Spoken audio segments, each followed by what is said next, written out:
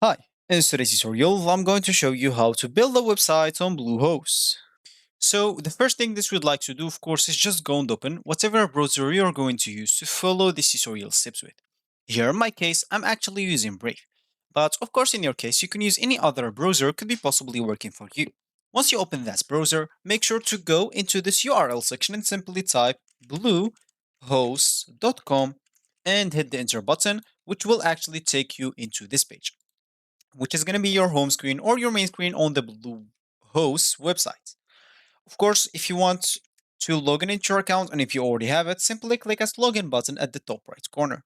And if you don't have an account, you'll have to click at get started or simply because this choice will get you to choose a plan and it's going to be a bit expensive because you will have to commit with them for 1 year. You can simply just go and buy your own domain by clicking at this domains option right here. And of course, it will take you to the page that will give you the opportunity to buy your domain from. And from there, you can start and create your account with that way also. So for me, I'm just going to click at login, which will log in into my account directly because I already logged in into my account in this PC.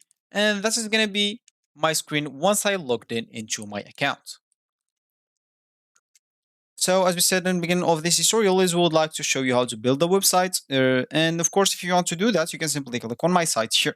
If you have a website already, like you can click on manage and edit whatever you want on the settings of it. But if you want to create one from the beginning, you can simply click on add site, create a new site, or you can like transfer your site from an existing website like GoDaddy, WordPress, or something like that.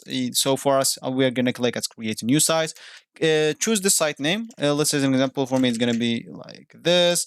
Of course, you can here set like the site tagline. For me, I don't know. I'm just going to let it test.